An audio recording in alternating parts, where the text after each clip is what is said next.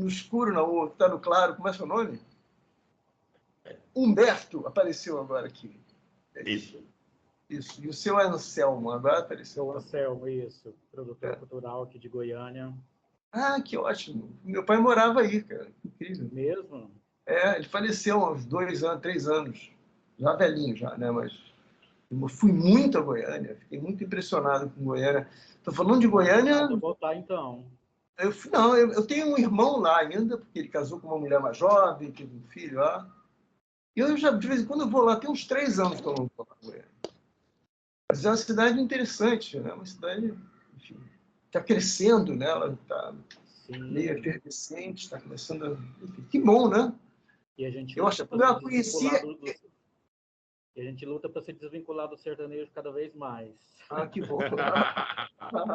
Ou também, né? Mas você sabe que a primeira vez... Isso que a gente está vendo com o bolsonarismo aqui agora acontecer, né? Essa violência, essa arma na mão, essas coisas... Eu vi, a primeira vez que eu vi isso, assim, a Vera na mão da classe média alta, né, da alta burguesia, foi em Goiânia. 2 garotos deviam ter uns 20 anos, uma caminhonete tipo SUV, daquela que tem meio caçamba atrás, sabe? Puta caminhonete. Os caras passaram um sinal fechado para eles, eles passaram com a arma na mão e deram 2 tiros para os carros pararem e eles atravessarem aquela avenida, que sabe, tem aqueles queijinhos no meio, que tem uma banca de jornal por ali? Sim. Não, cara, aqui é um dos epicentros, né? É um dos epicentros. Bom, estou falando, desculpe te interromper, eu estou falando de uns 40 anos, 50 anos atrás, né? Vou fazer 70 agora, eu devia ter uns 20, 30 anos no máximo. Ou seja, faz muito tempo isso, né? Não acredito que isso aconteça lá desse jeito. Ou não, vai ver, até acontece de outras formas também, né? Acontece de outras formas, exatamente. Como a gente vê acontecer, né? Uhum. Não, é muito louco essa coisa de a gente, eu não espero, às vezes eu tenho a impressão de que isso é um projeto, sabe, que alguém está coordenando isso, como se fosse um roteiro, né? Porque assim você produz uma classe que é empreendedora e ganha muito dinheiro, né? Ela vem sem preparo de base, ela não tem uma educação formal bacana, ela tem uma média educação, não tem cultura, não lê nada e tal, e aí está lá, de repente tem poder, e aí os filhos têm poder e também não tem exemplo de educação em casa, e aí os filhos são playboy, os pais acham lindo, pô, o garoto foi esquiar em Gestalt agora, pessoal, sabe? Aí você começa a viajar, de você está fornecendo ao seu filho um universo hollywoodiano e está vivendo a vida de verdade, como é nos filmes.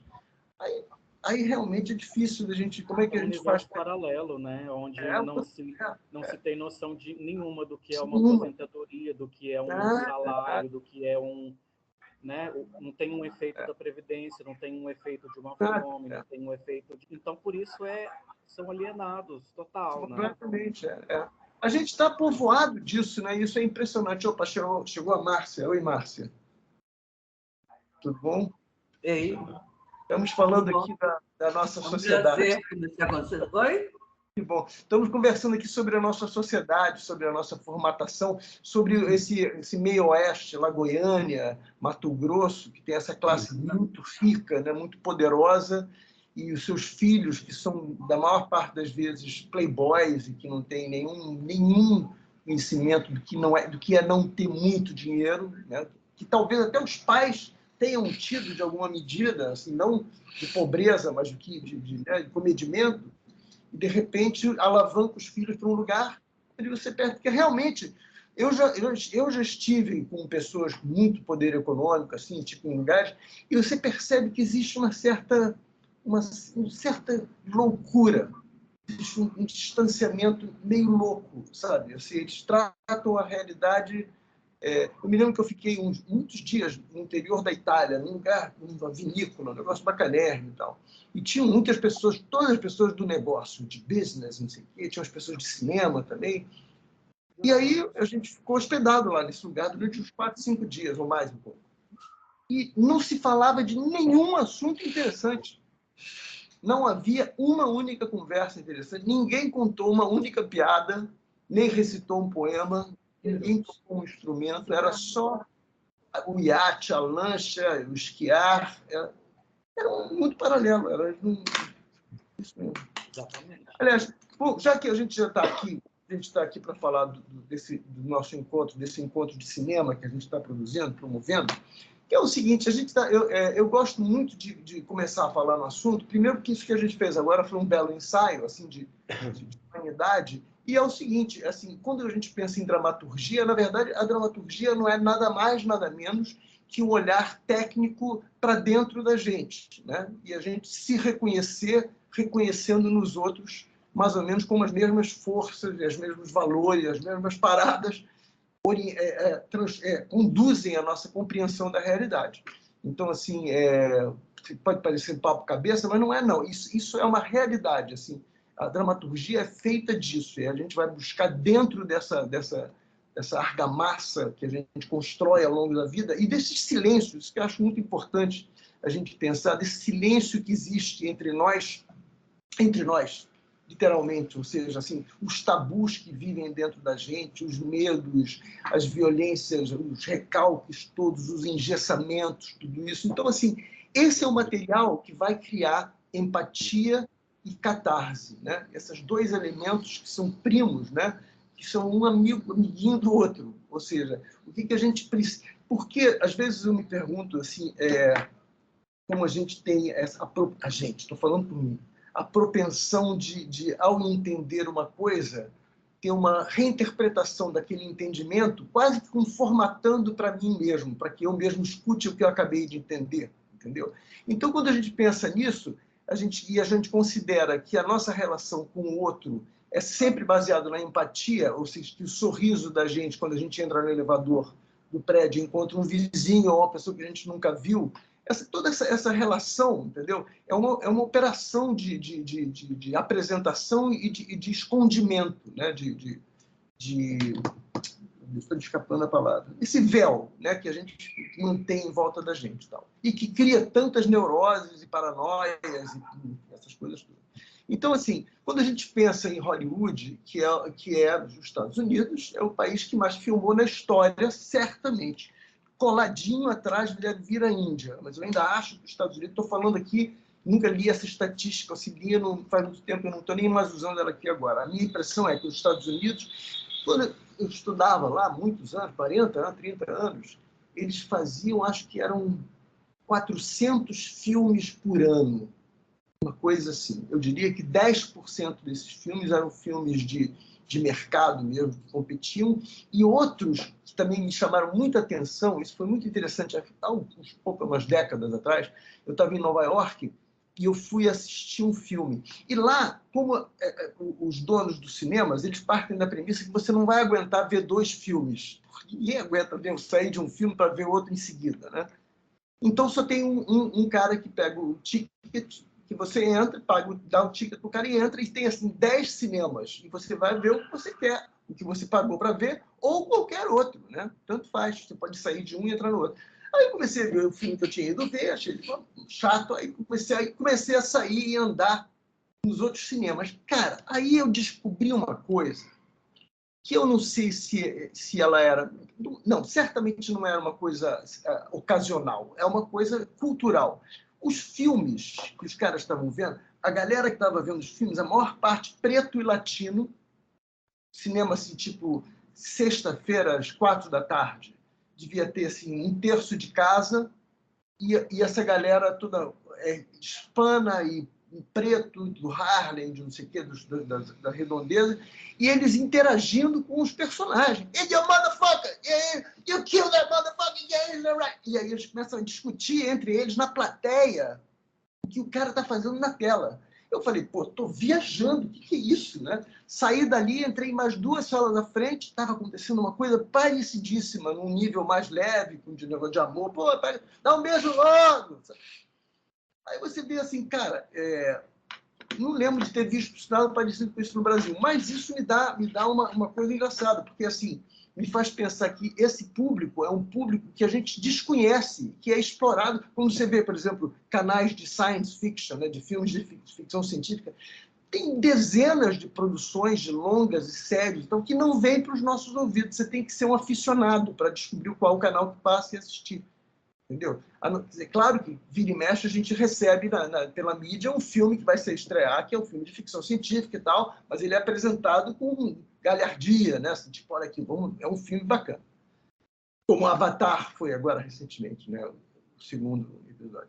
Então, enfim, eu estou contando isso para vocês porque eu acho que a melhor maneira da gente entrar nesse assunto, tem uma literatura muito interessante, algumas repetitivas, mas, cara, coisas muito interessantes, além do Aristóteles, é claro, de saber um pouco da poética, de como que ele concebeu isso tudo, mas que são, assim, de que forma o cinema, nos últimos 100 anos, né, 80 anos, veio formatando essa ideia narrativa do teatro, que é o começo, meio e fim, primeiro, segundo e terceiro ato. Né? Então, isso foi acontecendo, ganhou uma formatação lá pelos anos 30, né, 25, 30, sai do cinema mudo e começam as primeiras coisas, e aí a gente vai ter o Vento Levou, que é em 58, não me lembro, não sei exatamente, 60, né, sei lá, ou antes, 59, sei lá. E aí a gente tem, então, o início dessa coisa, da aventura de alguém que vai começar, que quer muito e precisa muito resolver uma questão, e aí ela se sente ameaçada pela sua própria história, pela sua incompetência, pelo seu complexo que é uma palavra que está me escapando agora, e aí ela então é obrigada circunstancialmente ou ela toma essa atitude, ou ela vai se fuder. Ou então ela vai lastimar a sua vila, né? O seu grupo, a sua família, vai criar um problema qualquer.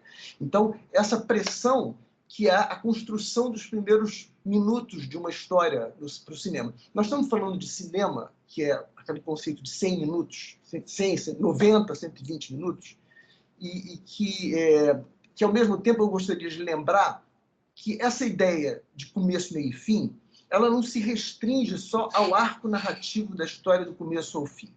Ela se aplica a todos os momentos, a toda a visualidade do que a gente vai assistir.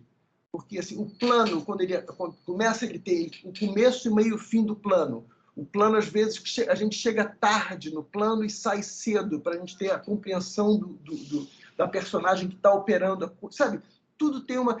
Eu estou me avançando um pouco, isso eu quero voltar a esse assunto daqui a pouco, mas essa ideia de que tudo tem começo, meio e fim, então, quando a gente pensa num longa-metragem, ele é uma história, um arco, né, que se narra com começo, meio e fim.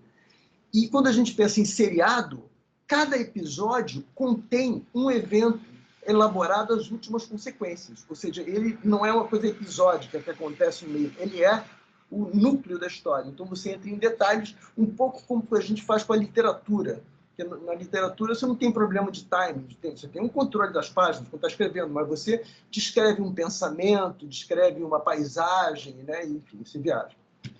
Enfim, então estou dizendo isso para contar que essa forma de contar histórias, que é a história que a gente foi formatado pela televisão, pelo cinema e a televisão, mas particularmente pelo cinema, tem essa coisa. A gente entra numa sala para assistir um filme esperando que nos primeiros 5 minutos a gente saiba quem é o protagonista da história, qual é a circunstância, qual é a classe social, se possível, o que ele faz na vida para pagar as contas. Ao mesmo tempo, a gente conhece um pouco de um vício dele, uma mentira que ele conta, sabe, alguma coisa assim, e aí a gente vai começar a história. Vai aparecer ou um antagonista ou alguma mobilização, que eles chamam em inglês de inciting incident, né? Um incidente incitante, que vai gerar o movimento para o que vai dar continuidade à história, mas que vai, ao mesmo tempo, plantar no espectador, no leitor, o desconforto de não saber o que está acontecendo com ele e o que ele quer mesmo. Então, é muito interessante também quando você lê vários roteiristas comentando isso, você acaba incorporando isso também naturalmente, de que quando você fala de um personagem, você não conta 100% dele nunca. Você conta 30% dele. Você mostra para nós, para o espectador, a capa dele, como a gente mostra a nossa capa para os outros. Ou seja, eu olho para o comportamento dele e entendo o que pode estar acontecendo com ele, porque da mesma forma acontece comigo, ou com o Joãozinho que eu conheço, ou com meu pai. Então a gente associa a nossa realidade. Então a gente é enganchado na realidade dele, porque a gente se engancha mesmo, fica envolvido por isso. Então, a continuação disso, quer dizer, todo esse processo de construção da história da construção e da condução da história até o final, todos os momentos, é o que a gente pretende, que a gente vai fazer nesses encontros, que é uma espécie de uma visita a esse território todo e separar o começo, o meio e o fim. Ainda que o meio é dividido sempre em dois. Tem o meio do meio, então, assim, o segundo ato, o primeiro ato costuma ter 30 páginas, o segundo ato 60 páginas e o último ato 30 páginas ou 20 páginas, dependendo da resolução, né? Mas toda essa compreensão dessa estrutura narrativa, como é que ela nasce, e como é que ela vai, e como é que a gente olha para o personagem que a gente está querendo revelar, como é que a gente vai produzir essa empatia, essa catarse, com a construção desse personagem, aonde que a gente vai buscar nele, como é que a gente vai desenhar ele. É disso que a gente vai falar, entendeu? Ou seja, é uma forma de a gente visitar toda essa construção da dramaturgia, tudo que se sabe como material de referência, né? Como os bons livros, que existem pelo menos uma dúzia deles, que são muito interessantes, né? Escritos por grandes roteiristas, William Goldman, Stephen Fisher, muitos, a maior parte americanos, um ou outro francês. Mas é muito interessante, à medida que você vai se envolvendo nesse universo, você entender que existem as pessoas que estão viajando nisso. É curioso que eu falei desse cara agora, o Steven Pressinger. Eu li um livro dele. Bom, a vida, como a gente sabe, é cheia de altos e baixos, né? Momentos mais animados, momentos menos animados, enfim. E a gente vai tocando o barco. E alguns poucos anos atrás, 2 ou 3 anos atrás, eu estava num momento assim meio down, minha mãe doente, sabe aquelas coisas, enfim. E, de repente, eu vi um livro na internet, na Amazon, desse cara, chamado Tem a Arte da Guerra, isso era Guerra da Arte. E eu li sobre o que era, discuti em português, e eu fiquei curioso, mandei ver o livro e li o livro. Aí, o livro, o cara que escreveu é um roteirista e um romancista renomado nos Estados Unidos, é um cara muito bacana. E ele, então, sentiu uma necessidade, que ele ficou protelando durante muito tempo, de escrever sobre o processo dele do medo e de protelar, fazer o que ele está se propondo a fazer.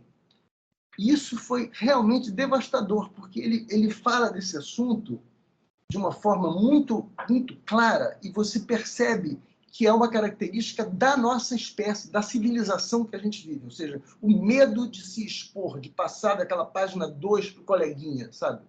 Então, essa distância, ele fala disso, de como a gente senta para escrever. Ele é curioso que ele fala assim, que mais difícil do que encarar uma folha de papel em branco é você ter o movimento de ir até a cadeira e sentar em frente ao computador. Esse é o mais dramático. Ou seja, e é verdade, você evita, você faz qualquer coisa menos o que você tem que fazer, até que você começa a fazer.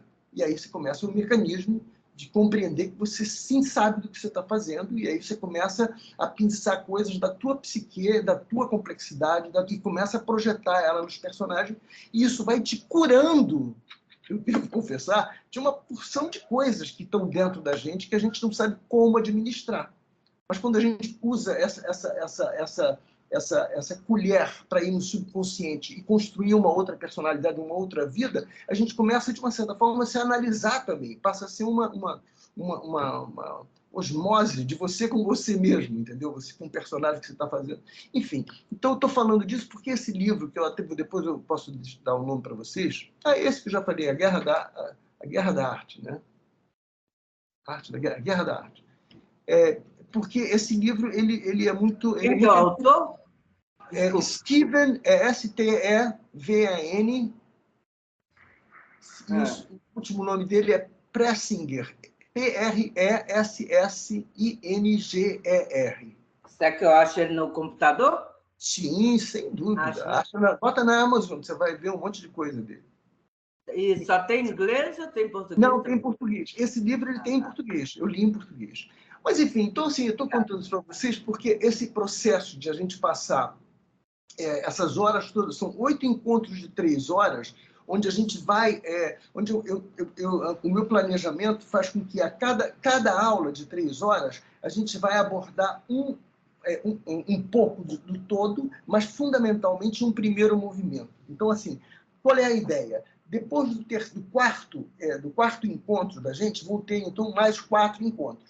Então, a nossa ideia, que é o que a gente tem feito, tem saído, os resultados têm sido muito interessantes, é o seguinte: cada um de nós tem uma ideia, pega uma ideia de um filme de até 5 minutos, de uma equação dramatúrgica de até 5 minutos. Seu porteiro que falou com você sobre o seu cabelo e você entendeu, você inventa qualquer coisa. Você deixou de usar peruca e não avisou ninguém, por exemplo. Como é que isso aconteceu, entendeu? E aí, somos carecas, não posso falar. Enfim, então isso é uma ideia. Como é que a gente desenvolve essa ideia? Aí a gente vai, entende como é que ele funciona, o que aconteceu com ele para ele deixar de usar peruca, qual foi o movimento que ele... Quanto tempo ele vinha escondendo isso dele mesmo, e aí pronto. Aí a gente começa a construir o personagem. Então, como é que é o tipo dele, que idade ele tem, se ele é casado, se ele é solteiro. Aí você constrói uma historinha dele e vai contar esse episódio da chegada dele no escritório como se nada tivesse acontecido. Por exemplo, estou inventando essa história aqui agora.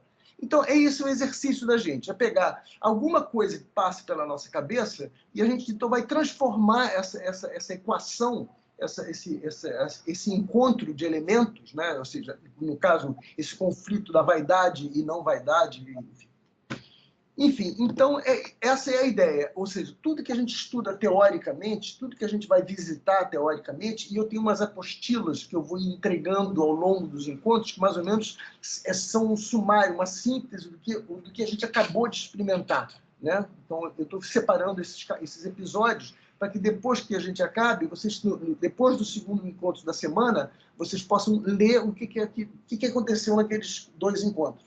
Gente, mais ou menos isso.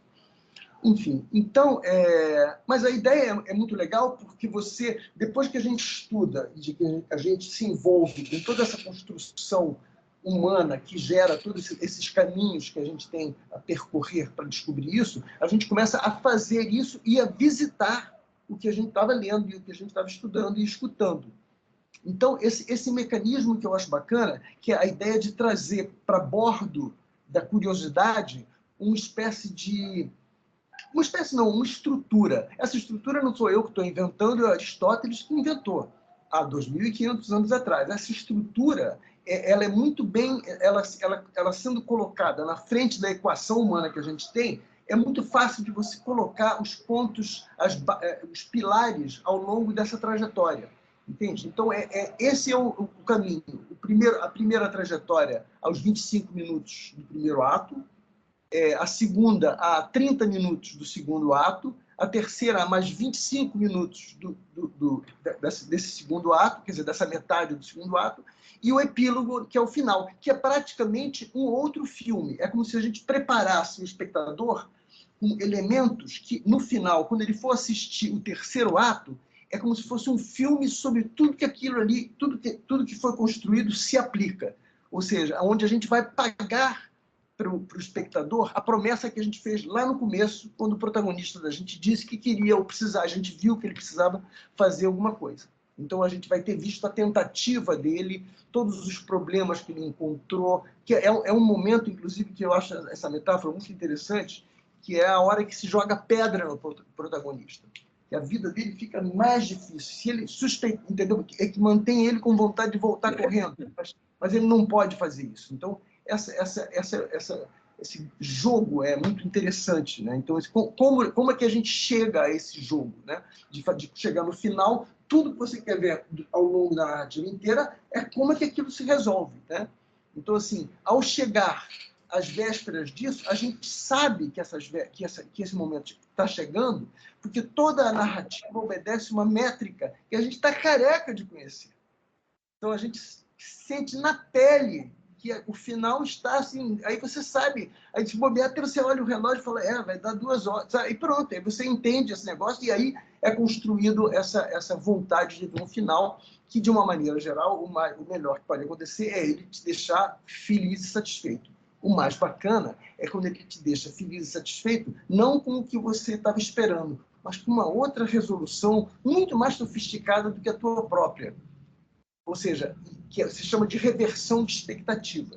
Então, assim, toda essa conversa, como desde o começo que a gente está falando, está a serviço de a gente falar com o humor, com o drama, com a tragédia, de movimentos humanos que vão fazer as pessoas rirem delas mesmas ao entenderem quem somos todos nós, e no final ter uma resolução dramática, mas feliz, por exemplo. Não sei que história é essa, mas eu entendi qual é a mecânica que ela anda, como é que ela anda, né?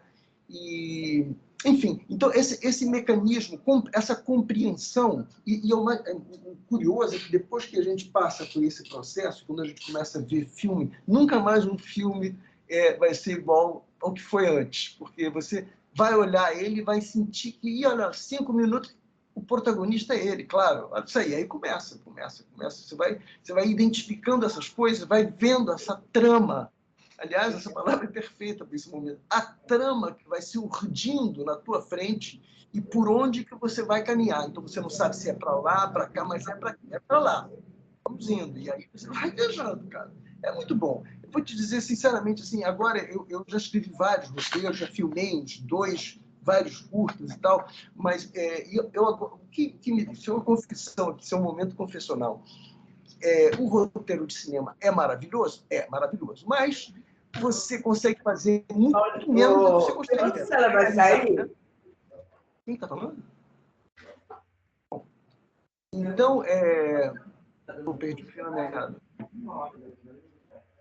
Vocês estão ouvindo? Vocês estão vendo, né? Uma conversa? Bom. Enfim. De boa. Agora eu tenho certeza que não. Daqui um pouquinho eu ligo para você, que eu estou fazendo um curso online, tá? Quem será, cara? Eu acho que é...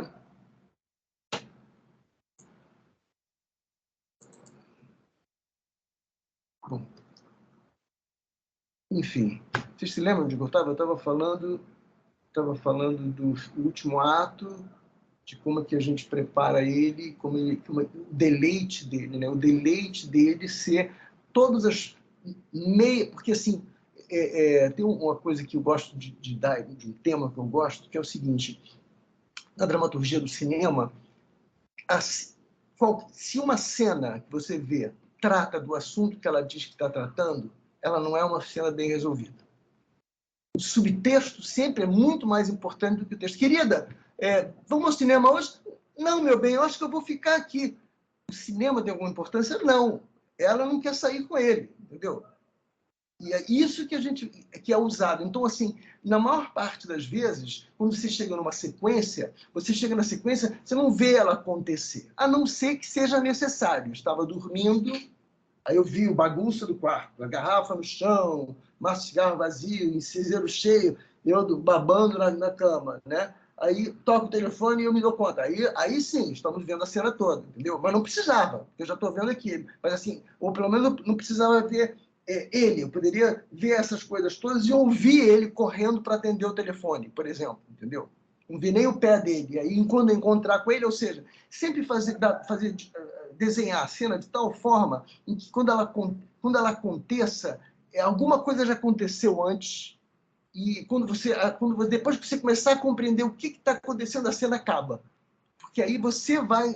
O teu bom senso e a tua lógica, e pelo andar da carruagem, você naturalmente constrói essa pontinha, o acabamento da cena na tua cabeça. Por isso que é muito interessante, assim, em alguns momentos, a gente pensar uma cena e pensar num plano de corte em seguida, que é um espaço, assim, o jardim do cara e a casa e ele, entendeu? O jardim da casa, porque aí você tem tempo de digerir, sem palavras, sem ouvir, sem barulho, de digerir o que você acabou de ver. E aí começa o próximo movimento, o próximo evento. Na verdade, eu estava falando da escritura, dos roteiros, né? E os roteiros, você faz os roteiros, mas não filma os roteiros, né? Então, assim, eu vivi uma experiência curiosa esses últimos 5 anos, que eu fiz uma parceria com um roteirista australiano que mora na França. E a gente foi ficando muito amigo, escrevemos uma história, depois revisamos uma outra, e a gente sempre se falando pela internet, se vendo, conversando e tal. E eu vi que ele estava muito apertado, ele falou, estou sem ganhar dinheiro, não sei o que e tal. Ele falou assim, eu vou escrever um livro. eu vou pegar o roteiro que eu mais gosto meu e transformar em literatura. E ele fez isso. E o livro ficou pronto em 1 ano, e 1 ano e meio depois ele foi o 13º melhor livro em língua inglesa no mundo, pelo The Guardian, pelo jornal. Então, você vê assim, a literatura tem o seu mérito, porque você realiza, mesmo que você não venda um único livro, só para sua mãe, para os seus amigos, você escreveu a história, ela está escrita. Qualquer pessoa que lê vai ver aquela história. Entendeu? E o cinema tem esse problema. Agora, se bem que agora, eu estou falando isso porque é esta altura da minha vida, né? Ou seja, já estou no segundo, lá na frente do segundo tempo. Então, assim, mas de qualquer forma, hoje em dia, mais do que em qualquer momento da nossa história, a profissão de roteirista é uma profissão muito feliz, porque é muito ruim a grande maioria das coisas que são apresentadas nas produtoras, nas streams e tal. Aliás, eu falo muito disso, porque assim, quando a gente escreve roteiro, a gente tem que pensar no seguinte: o roteiro está sendo escrito não para o público, ele está sendo escrito para o parecerista. Esse é a pessoa que você tem que impressionar. Ele tem que pegar o teu roteiro e ver que a tua formatação está perfeita dentro do padrão Final Draft A4. Já começou bem. E aí você vê a primeira rubrica, você vê que não sobrou, nem faltou nenhuma palavra, uma linha e meia. Fulano despejou o carro, saiu, mas voltou para pegar uma valisa, corta. Aí não precisa dizer nada. Sequência seguinte: chegou na cozinha, abriu a valisa, pegou um cachorro-quente que não tinha comido pela metade, entendeu? E aí começa. Você começa a colocar as coisas uma do lado da outra. Por que eu estou contando isso, meu Deus? Tinha uma outra lógica aqui, peraí. Enfim. Não, então, essa coisa, esse mecanismo de ir conhecendo os lugares comuns do teu protagonista e fazer com que você se identifique com ele. Estou me repetindo, eu sei, mas como esse mecanismo abre janelas. Estou falando da escritura, exato, não estou falando do filme. Para você conseguir que o filme seja produzido, você tem que impressionar o parecerista. Então você tem que escrever ser muito sucinto para ele, e você tem que ler alguns roteiros, de preferência, bons roteiros, e tem vários na internet. Você pode baixar vários roteiros de graça e entender o que é um bom roteiro, por que um bom roteiro é um bom roteiro, né? Qual é o tipo de grafia, né? de síntese que aquelas rubricas têm, né? E, enfim, então é isso, é você entender que o que você vai ter que apresentar tem que ser apresentado dessa forma, dentro desse padrão. Se na página 5, que é uma página por minuto, se numa página 5 o parecerista não identificou claramente qual é o conflito do protagonista, ele já começa a ler de má vontade. Se não tiver alguma coisa tensionando, assim, tipo um avião que pode cair, alguma coisa que ainda pode te trazer uma outra novidade que você não sabe. Se não tiver nada disso, aí vai esmaecendo. E aí ele já começa a ler com má vontade. Então, assim, por que é bom você usar essa estrutura aristotélica, hollywoodiana, dessa forma? Porque a gente depende do parecerista. Então, se às vezes você faz uma coisa e gostaria de ter feito de outra forma, é melhor você fazer primeiro da forma como o parecerista aprove, para que quando você for filmar, então aí você reescreve, ou você, entendeu? Enfim, eu estou falando no caso de você querer dirigir isso, entendeu? Mas, de qualquer forma, se você quer fazer com que a história exista, seja comprada, você tem que agradar o parecerista. Eu falei isso um pouco para dizer também sobre esse negócio da autoria, né? Porque, por exemplo, tem roteiristas, William Goldman, por exemplo, tem vários outros, não estou lembrando dos nomes, mas dos americanos. Mesmo aqui o Braulio Mantovani, por exemplo, que é um puta roteirista, que é solicitado lá fora e tal. Esses caras, quando alguém fala para ele assim, eu quero que você faça um roteiro para mim, você dá um argumento para ele lê, ele te diz a interpretação que ele teve daquele argumento e como que ele está pensando em desmembrar em personagens, não sei o que e tal, e você diz, pô, tá legal. Aí você já não mexe mais no roteiro. É ele que vai fazer. Você pode até no final ler e não gostar ou querer mudar alguma coisa e contratar eventualmente um outro roteirista para fazer as mudanças que você gostaria de ter visto no roteiro original. Isso é muito comum, principalmente lá fora, né? Mas assim, aqui acontece também, não estou me lembrando de nenhum caso, mas acontece. Mas, enfim, então estou contando isso para vocês porque, na verdade, voltando ao que eu estava falando antes disso tudo, que é que o mercado de trabalho, para quem confia na sua imaginação, e para quem tem essa curiosidade de entender qual é a mecânica disso e ver os bons filmes e ler tem livros que fazem comentários fantásticos, né? E são as coisas, parte desses encontros meus, são as coisas que eu trago para cá.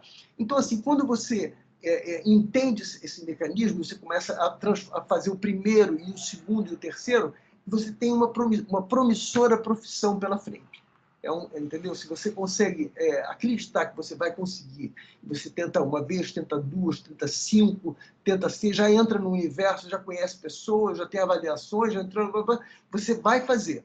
Entendeu? Então, assim, é isso que eu quero que vocês entendam, que eu boto fé mesmo, porque durante muitos anos eu não acreditava que eu conseguiria. Assim, literatura, então, agora que estou escrevendo, mas assim, o roteiro, eu sempre chamava, até uns 20 anos atrás, eu sempre chamava um roteirista para trabalhar comigo, entendeu? Assim, tipo, como o Marcos Bertrand, que tinha feito Central do Brasil, e nós escrevemos um longa-metragem logo depois disso. Eu conheci ele através de amigos, então a gente escreveu em parceria. A história era minha, e ele, então, me ajudou a reestruturar, a mexer. É muito interessante também, é um trabalho muito interessante trabalhar em grupo, né? Isso é outra carreira interessante, porque essas séries de televisão, de streaming, eles frequentemente, os grupos de escritores, têm um escritor principal e tem assim, uma equipe. Então, a equipe pega a escaleta, né, que é a síntese de cada episódio, e se discute cada cena, e, de repente, um grupo pega 2, 3 cenas, outro pega 2, 3 cenas, e aí, em 20 dias, está montado o episódio, eles analisam o episódio, entendeu? Então, o trabalho de grupo também é um mercado de trabalho muito legal, que é um aprendizado que, infelizmente, eu nunca tive, porque eu já tive, assim, tete a tete, né, com vários roteiristas, mas nunca tive um grupo. Mas eu sei da experiência de vários amigos que me contam que é sempre muito, muito gratificante, né, essa troca que acontece, né? Quando as cabeças começam a pensar juntas a mesma coisa, sabe? E você começa, cada um tem um olhar, um viés. É isso. Então, a propósito, o que vocês fazem? Você, o Humberto, que você trabalha com o quê? Não estou te ouvindo.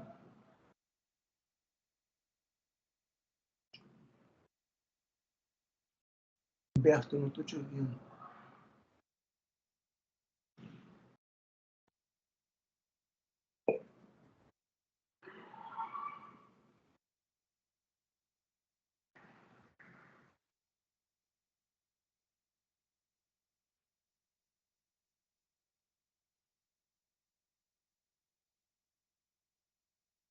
Bom, Humberto, você está me ouvindo? Você está me ouvindo? A gente não está te ouvindo. Você está completamente... tem aquele microfonezinho, né? Vê se você consegue descobrir como é que descobre ele. Vou falar com a Márcia aqui nesse ínterim, então. Márcia, fala de você. Você trabalha com o quê? Você faz o quê?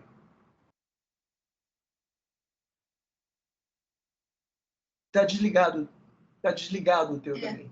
O da Márcia está desligado. Humberto, seu microfone já está habilitado, mas a gente não está te ouvindo. De repente é melhor você sair e voltar.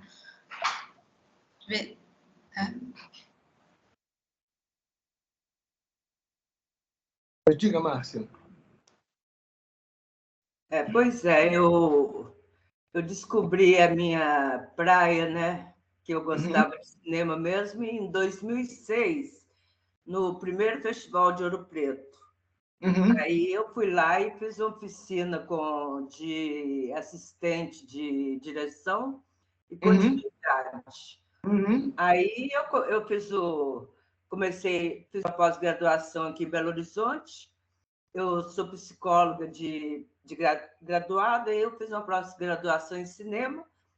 Aí comecei a fazer meus curtas. Lá nessa pós-graduação, todo semestre a gente filmava alguma coisa no final do semestre. Cada um escrevia um roteiro e a gente mudava de função, entendeu? Era muito interessante.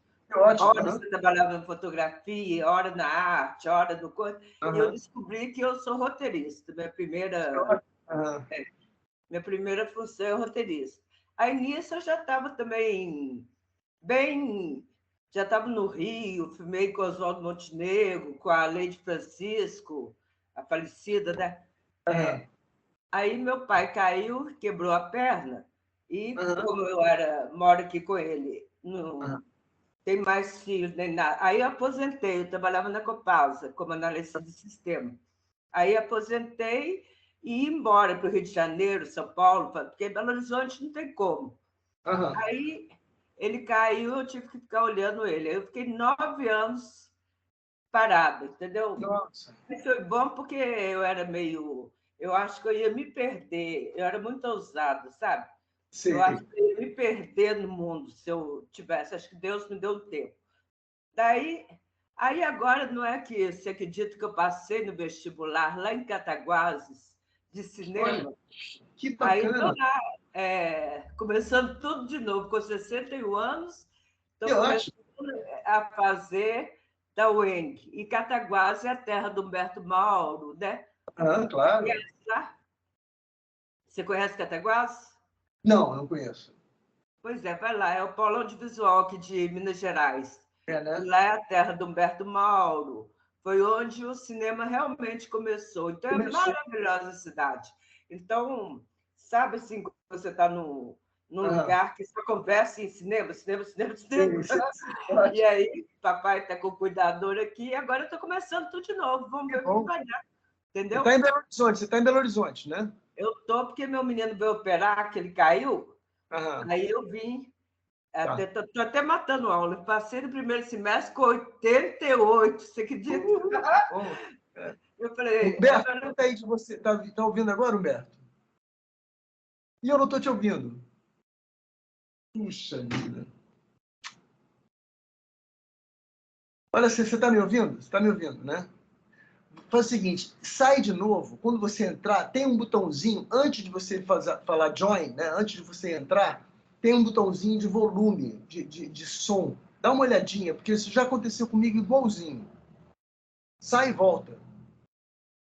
Tá bom? Anselmo, você tá aí? Alô, Anselmo?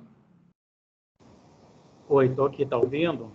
Tô te ouvindo. Anselmo, me conta, você mora em Goiânia e você trabalha com o quê? Desculpa a iluminação, que tá a área aqui, ela tá bem mal iluminada mesmo. No ar. Eu sou produtor cultural, né? Sou das artes cênicas originalmente, ator, diretor, produzo também, sou professor e começando a estudar também a produção audiovisual, né? E o roteiro me interessa muito nessa questão da produção, né? Eu nunca vou me atrever a dizer que eu sou um roteirista, mas trabalhando com produção, você automaticamente define os rumos e o destino que vai ter um roteiro.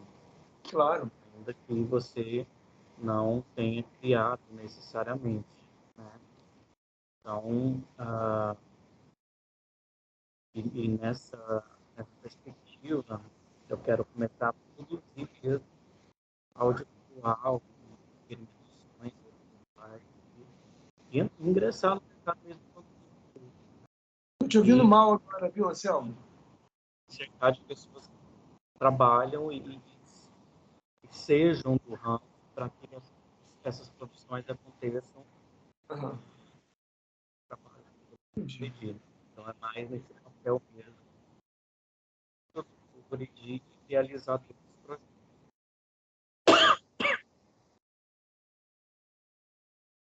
Entendi. Humberto, fala aí para ver se sai alguma coisa. Agora sim. Agora saiu? Agora saiu. Mas aí, você estava falando de você. Você não falou, eu não ouvi nada. Você falou alguma coisa. Tá bem. Eu sou de Brasília. Na verdade, sou mineiro, morava em Brasília. Igual a Márcia, quando já bem velho, mais velho, eu passei no Enem e resolvi fazer cinema. Opa! Aí comecei a estudar cinema no IESB, lá em Brasília. Só que eu estudei o primeiro semestre e no segundo semestre veio a pandemia. Aí, no não deu para fazer mais o curso. Não era interessante fazer cinema sem completar os projetos, porque cada semestre tinha um projeto, né? Mas aí não dava para filmar, porque não podia usar o espaço público, não podia fazer reunião, esse tipo de coisa. Que saco, cara. Puxa. Foi muito chato, fiquei muito triste. Mas aí eu resolvi mudar um pouco de vida de novo e vim morar aqui no Rio. Aí eu conheci vocês e estou morando aqui e tendo o primeiro contato com o cinema aqui na cidade. Só para poder aprender mais, né? Entendi. Perdi o interesse de ser um cineasta formado em faculdade, porque ia ficar muito mais difícil. E aí, aqui agora, eu estou matriculado no outro curso, que é De quê? A parte para iniciante, né? Eu quis ver todo o conteúdo, o processo, para depois ir fazer as partes que eu gosto mais. Por exemplo, roteiro eu gosto muito. Então, nos meus roteiros que eu fiz lá na escola, fui muito bem. E gostei de como fazer, como lidar, mas estou gostando também da sua abordagem, no Que bom. sentido de uma abordagem de vida, não uma abordagem técnica, que eu aprendi muito, mas na escola foi mais uma abordagem técnica. Obrigado, é isso. Que bom.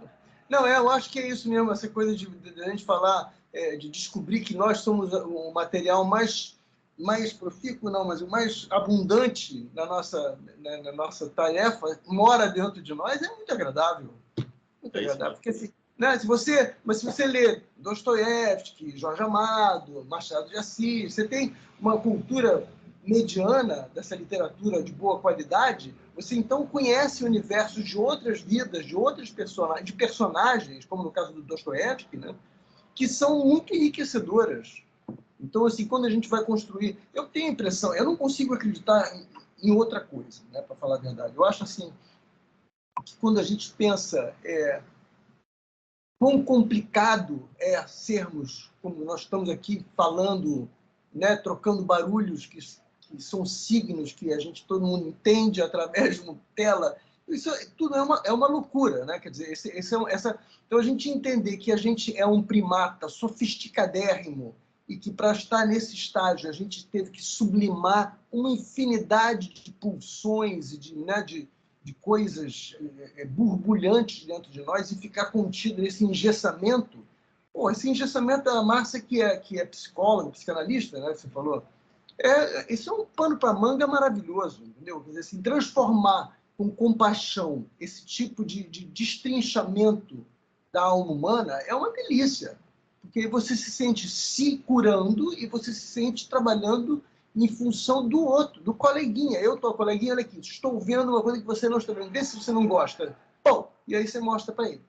Entende? Ou seja, trabalhar como é subir no palco e tocar violão para uma plateia, como é subir no palco e ser ator e contar uma história, é a mesma coisa. Então, assim, eu acho que o bacana é que nós somos a parte criativa no sentido da construção psicológica, dramatúrgica, né? Dramática do espetáculo.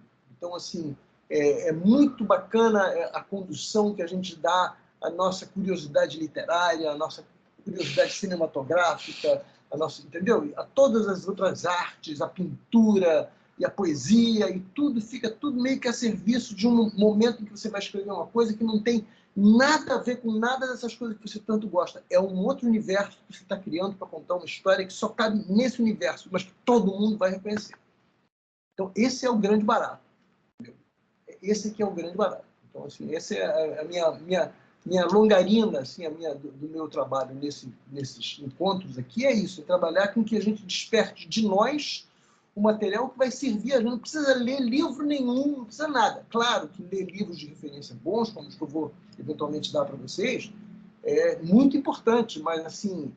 E hoje tem uma coisa interessante, cara, porque assim, eu, apesar de ter morado lá nos Estados Unidos e falar inglês, escrever bastante bem e tal, às vezes tem umas frases, assim, uns parágrafos que eu falo, Cacilda, não estou entendendo. Aí eu abro o Google Translator, jogo lá e falo, era isso, claro. E aí eu descobri que várias pessoas, e eu inclusive, agora também, porque você recebo uma matéria sobre a Ucrânia de um jornal russo. Pô, abre o Google Translator, copia, joga para o russo e vem português ali na hora, instantaneamente. Então, assim, esse negócio dos livros, comprar livros eletrônicos que estão em inglês, que não tem tradução em português, não tem problema nenhum. Vai te gastar 10% a mais do que você gastaria se estivesse lendo se fosse em português. 10%, pô, vale, né? É muita informação que não chega aqui, que não tem interesse editorial, entendeu? Essas matérias sobre cinema, sobre roteiro e tal. Tem muita coisa boa, claro que tem. Mas não é, tem muitas outras coisas que não tem, enfim. Mas eu acho muito louvável você ver que vocês três estão aqui, vocês três vêm desse universo, né? Isso é muito confortável, é muito legal de ouvir, porque assim a gente quando a gente está nessa vibe, né? A conversa fica sem rédea. Você pode falar, todo mundo está entendendo o teu grego, né? Assim, é um grego que é comum a todos, né? Isso tem acontecido, cara. Todos os grupos têm sido assim. Teve um grupo há um tempo atrás que tinha um menino que era muito inteligente, mas muito tosco, né? Mas um querido ele. E é muito engraçado de perceber como como a cabeça dele deu uma mudada ao longo desses encontros, sabe?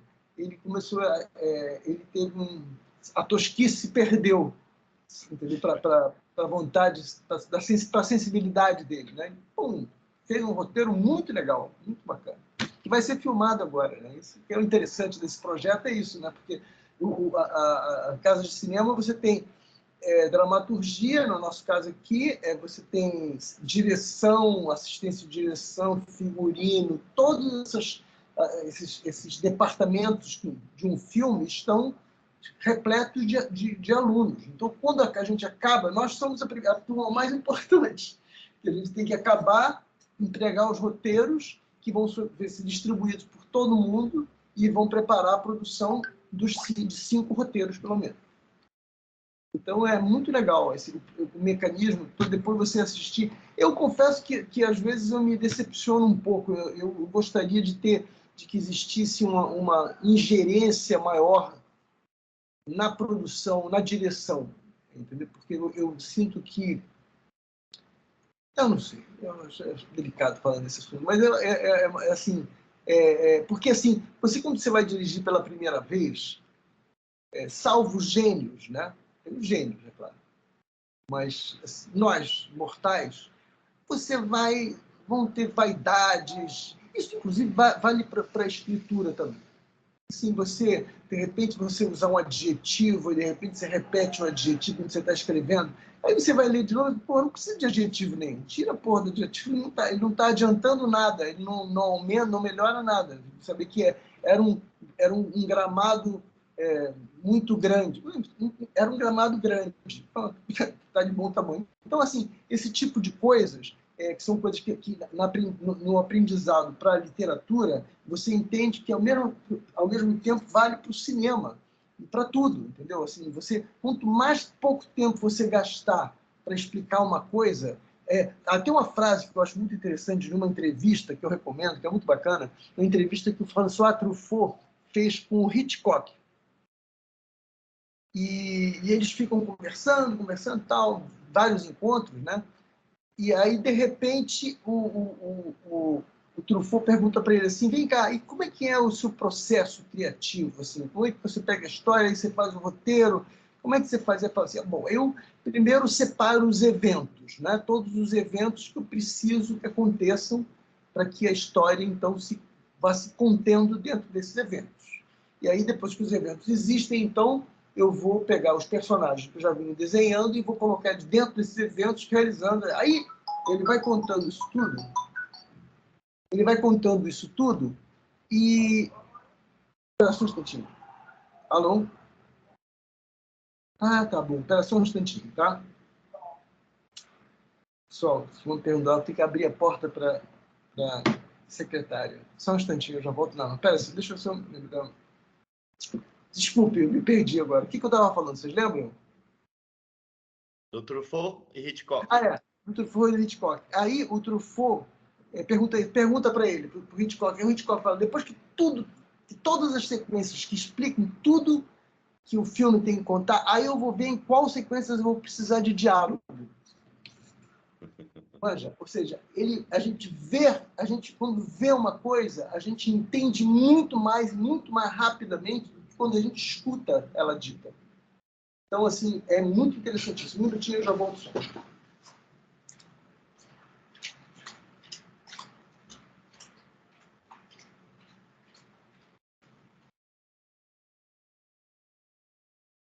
Marcelo. Oi? Você faz faculdade onde? Lá em Minas? Em Cataguases. Olha. Na terra do Humberto Mauro. É legal, sei. Já viu falar? Já. Vai lá. Eu acho que eu nunca fui. Eu já fui a vários lugares, adoro Minas, cara. Acho Minas um país... Eu sou mineiro, né? Sou até suspeito, né? Mas vamos embora. Nossa. Não, eu acho Minas Gerais... Eu acho incrível, assim, o país da gente é muito louco, porque assim, eu morei os primeiros 10 anos da minha vida na Venezuela. Meu pai foi transferido para lá, enfim, ele era da Enciclopédia Britânica. E eu aprendi a falar em espanhol. Então, assim, a minha primeira língua é o espanhol, depois eu me desenvolvi mais no Brasil, depois dos 10 anos, em português. Então, assim, quando você entende que a distância cultural que existe entre a Colômbia e a Venezuela é mais ou menos a mesma que existe entre o Rio de Janeiro e a Bahia, então, assim, é você entender que são vários países, né? Cada cultura da gente tem um barato diferente. Temos o samba, que é comum a todos, né? É muito interessante isso aqui, né? Isso aqui E o nosso querido desgoverno tentando acabar com a nossa cultura. Né? Lá no sul, o pessoal dançando aqueles negócios, Bumba Meu Boi, que isso? É o país de mais cultura do mundo, é o Brasil. Do mundo. É impressionante. Mas, olha, eu estou numa fase investigativa, assim, grave, né? Assim, em relação a descobrir que não deixar a gente dar certo é um projeto. Também acho. É um projeto, não é um acaso não é por acaso que do México até a Patagônia, nenhuma cidade grande não tem favela. Nenhuma. Nenhum dos nossos países desenvolveu tecnologia nenhuma, nada, a gente não tem, entendeu? A gente não se industrializou, a gente não saiu desse mesmo, a gente está no mesmo estágio há 60 anos, 50. Está pior, inclusive, porque há 40 anos 35% do PIB do Brasil era industrial, era produto da indústria. Hoje é 8%. Então, assim, enfim, é uma confusão. O mundo está num momento realmente muito confuso. E os Estados Unidos, que são os responsáveis por isso tudo, estão vivendo um momento muito parecido também. Porque eles estão em uma decadência indisfarçável, né? Estão apelando, o nível intelectual das pessoas que estão no comando lá é muito reles, muito baixo. E ontem eu estava ouvindo, assim, sem querer me adentrar muito nesse assunto, um assunto curioso são os coronéis, os caras que já tiveram nas guerras todas, não sei o quê, que agora estão totalmente contra o establishment, contra o Estado. Então eles estão dizendo, bicho, a Ucrânia já era, há muito tempo. A Ucrânia perdeu para a Rússia, entendeu? A culpa, a responsabilidade é da idiotia da gente, americanos, em achar que a gente ia cutucar as fronteiras da Rússia e sem... Não, entendeu? Enfim, é uma longa história, você deve mais ou menos estar acompanhando isso. Então, assim, é muito doido, é muito, muito maluco. Os riscos que a gente está vivendo por causa disso, né? Há riscos reais, né? As pessoas estão se desentendendo em nível muito sério. Enfim, então, assim, aliás, é bom a gente estar falando desse assunto, porque eu acho que, assim, nos últimos 10 anos, né, eu acho que desde 2010, a gente no Brasil vem passando por esse problema, essa questão.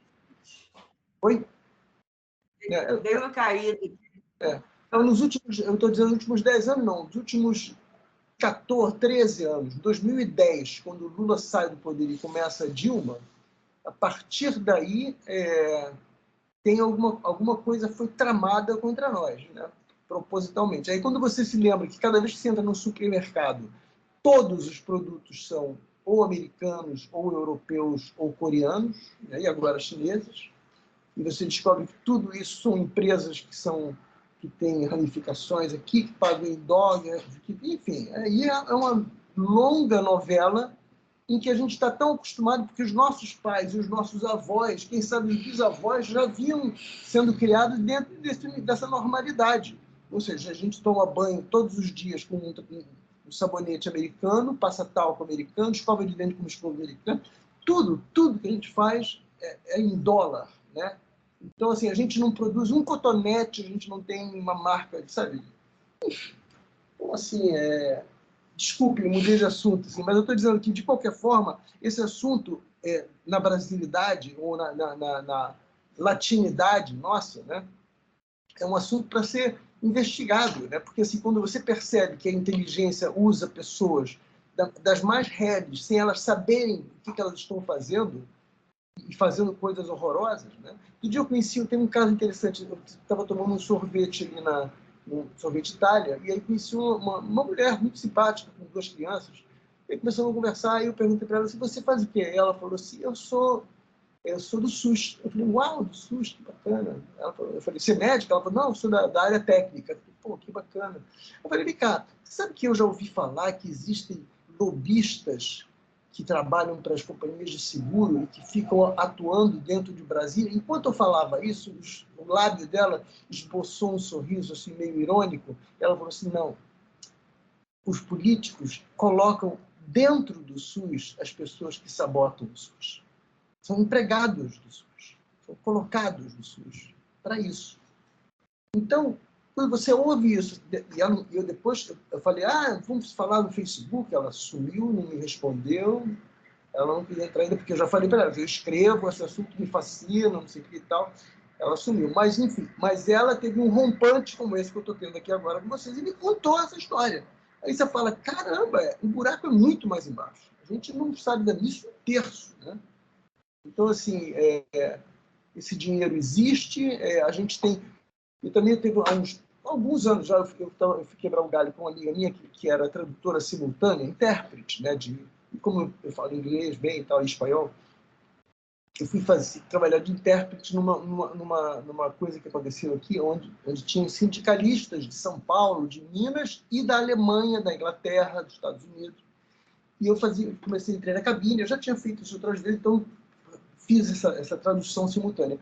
E aí eu entendi essa mulher, essa alemã, falando que ela estava muito feliz de estar no Brasil, de conhecer as pessoas ali, não sei o que e tal, inclusive porque ela estava pleiteando lá politicamente na Alemanha para que a Alemanha copiasse o modelo de saúde do SUS, porque o SUS estava sendo referido na Europa como o melhor de todos os serviços, porque ele estava usando técnicas, né, tecnologias do alemão, do espanhol, que era logo depois do inglês, e do inglês. A gente adequou os 2 mecanismos de distribuição, não sei o que das quantas, para essa...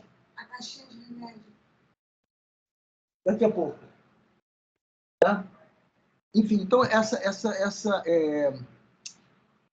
oh, meu Deus, perdi o fio da meada. Desculpem, a casa está funcionando.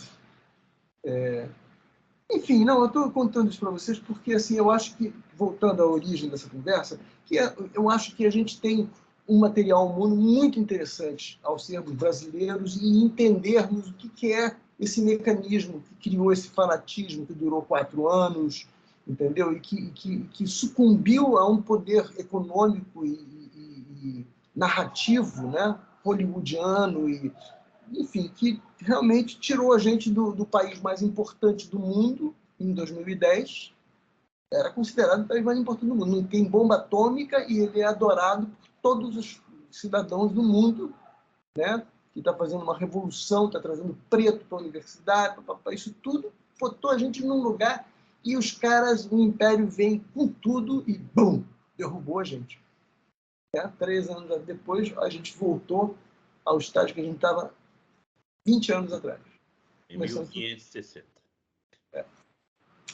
É muito triste. Mas, olha, meninos, é o seguinte, eu vou deixar vocês, eu queria que vocês soubessem que... Opa, não estou te ouvindo, Márcia, não estou te ouvindo.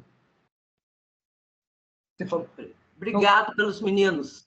Ah, tá. Obrigado pelo comando. Sou meninada danada aqui. Não, mas Todo mundo me chama de senhora, eu fico invocado, acredita? Não, mas é engraçado isso que eu estou envelhecendo, claro, como todos nós, né, claro. Mas quando tem menos que eu acho meninos mesmo. É muito engraçado, né? Eu tenho 69, faço 70 esse ano. Eu sou uma criança mesmo. Hã? Vocês são crianças. Eu sou uma criança. Olha só, bom, espero que vocês façam essa escolha. Vai ser muito legal ter vocês a bordo, se vocês puderem, né? E é isso. Tá bom? Eu adorei você. Eu acho Ricardo, muito obrigado. Imagina. Muito bacana. Gostei muito. Que bom. E um abraço para os colegas aí também, que... Não, turma é boa. Tudo cinema. Tudo cinema. Abaixo os agroboys. Conta por aí. Oi? Abaixo os agroboys. Vamos recuperar a gente, não é não? Vamos sim. Vamos voltar. Tchau. Né? Prazer conhecer vocês, hein? Tchau. Abraço. Tchau. Obrigado. Tchau. Tchau. Boa noite.